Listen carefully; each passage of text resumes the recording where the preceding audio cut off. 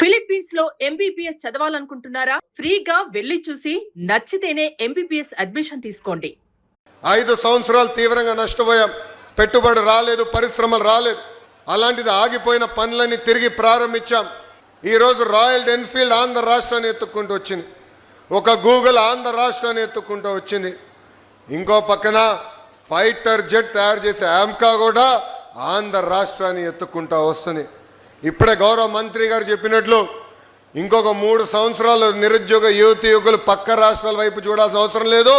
పక్క రాష్ట్రంలో ఉన్న నిరుద్యోగ యువకులు ఆంధ్ర రాష్ట్ర వైపు చూసే విధంగా ఈరోజు పెట్టుబడులు పరిశ్రమలు తీసుకొస్తున్నాం.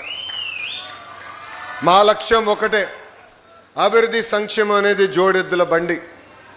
2 కలిసికట్టుగా ముందరికెళ్తేనే రాష్ట్రం అభివృద్ధి చెందుతుంది. అందుకే ఇది 2 కలిసికట్టుగా తీసుకెళ్తున్నాం. మీ అందరి ఆశీస్సులు ఎప్పుడు ఉండాలి.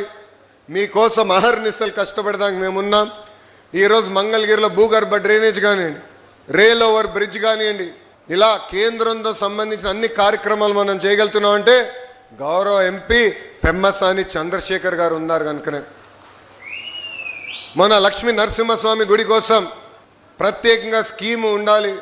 ప్రసాదం 2 ద్వారా ఏకంగా నిధులు తీసుకురావాలని గౌరవ మంత్రి గారు నేను కోరితే ఏకంగా టూరిజం మినిస్టర్ గారిని కలిసి ఆయన పక్కన కూర్చుని నాకు ఫోన్ కొట్టి ఆయన చేత కమిట్మెంట్ కూడా చేయించిన వ్యక్తి పెమ్మసాని చంద్రశేఖర్ గారు.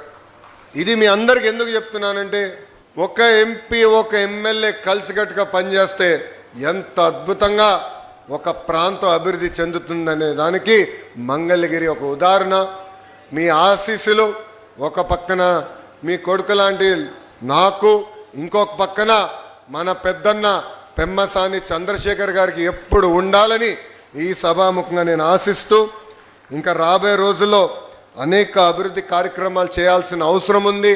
మంగళగిరిలో ప్రత్యేకంగా అనేక పరిశ్రమలు పెట్టుబడులు తీసుకొచ్చి నిరుద్యోగ యువకులకి మన ప్రాంతంలోనే ఉద్యోగాలు కల్పించే దిశగా మేము పనిచేస్తామని సభాముఖం మీ అందరికి హామీ ఇస్తూ, నాడు నేడు ఎప్పుడు ఒకటి చెప్తా. ఎంతోమంది నన్ను అడిగారు, ఓడిపోయినది ఇక్కడ 91,000 మెజార్టీ ఎట్టు గెలిచామని. నేను వాళ్ళందరికీ ఒకటే చెప్పా, 5 సంవత్సరాలు కష్టపడ్డా, మంగళగిరి ప్రజలతో అనుసంధానమయ్యా, వాళ్ళ సమస్యలు తెలుసుకున్నా, వాళ్ళతో కలిసికట్టుగా జీవితాంతం ప్రయాణం చేస్తానన్న భరోసా కల్పించా. అందుకే నాకు ఆ మెజార్టీ ఇచ్చి గెలిపించారని చెప్తాం జరిగింది. ఇది రాజకీయ వేదిక కాదు. కానీ ఒక విషయం చెప్పాలి, గౌరవ ముఖ్యమంత్రి గారు 7 సార్లు ఒక నియోజకవర్గంలో గెలిచారు. ఆ నియోజకవర్గం పేరు కుప్పం. మేమందరం ఎప్పుడు కుప్పం వైపు చూసి ఎలా పనులు చేయాలని తెలుసుకున్నాం.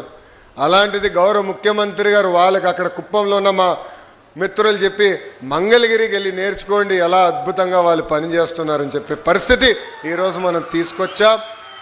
6 నిమిషాలు కష్టపడదాం, అన్ని సమస్యలు పరిష్కరించామని చెప్పట్లేదు, అన్ని కోరికలు తీర్చామని చెప్పట్లేదు.